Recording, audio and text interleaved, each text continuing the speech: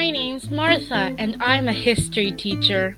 Today we're going to learn about how the Atlantic slave trade demonstrates the negative and positive effects of international trade and globalization through exploring a range of sources. We're going to start with how the slave trade demonstrates the negative aspects of international trade and globalization. We first have a testimony by a former victim of the slave trade.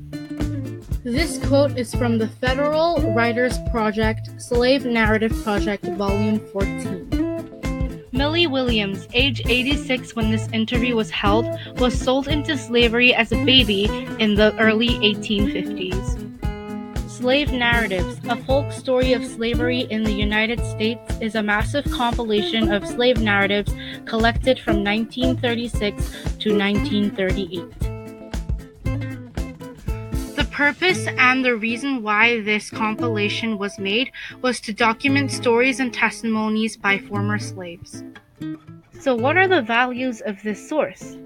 The first thing to note is that this source is a primary source, meaning that the person who provided this information is an eyewitness who actually understands the situation and what it was like living at the time, which can increase the value of the source.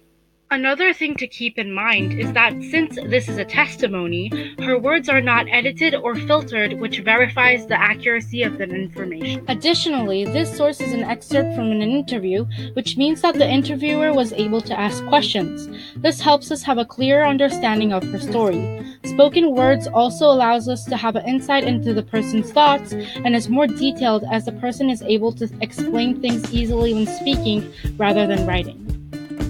Now, what are the limitations of this source? The first limitation of this source is accuracy. Memories fade, especially in Millie Williams' case, as the interview was held decades after the abolition of slavery. This may alter the reliability of the source. The second limitation of the source is the possible bias of the interviewer. Since these victims of slavery were interviewed by white men who were the main owners of slaves, they may have unconsciously pressured the victims into altering their speech or edited out explicit parts of the speech that revealed the harsh truth of slavery. The third limitation of this source is that this is only one perspective of the issue, and other people may have different experiences with slavery. From this source, we are able to see the negative aspect of international trade and globalization, specifically the dehumanization and mistreatment of humans. The second source that reflects the negative aspects of international trade and globalization is an excerpt from a diary. This excerpt is from a diary entry by Cheeseman Henry Binstead, who initially served as an Admiralty midshipman and later as an acting lieutenant on HMS Owen Glendower. Binstead worked to suppress the Atlantic slave trade by patrolling the coast of West Africa. This excerpt is from his diary written through 1823 to 1824, and it reveals what daily life was like for the men serving on the West African squadron. This entry specifically focuses on the poor health conditions that the slaves were in when they rescued them. These diary entries were written with the purpose of documenting the process of working towards the abolishment of slavery. So what are the values of this source?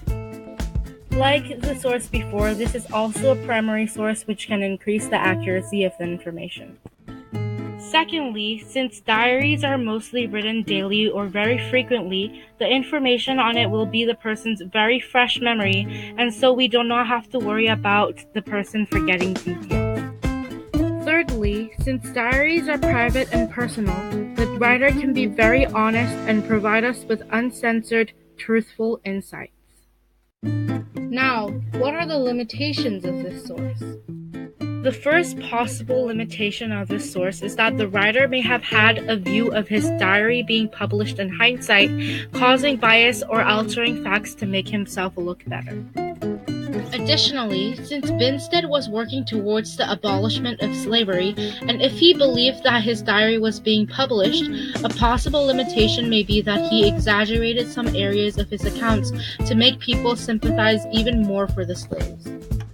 The third limitation of the source, like the one before, is that it only provides one perspective of the issue, and other people may have different experiences with working in the squadron. created using Powtoon.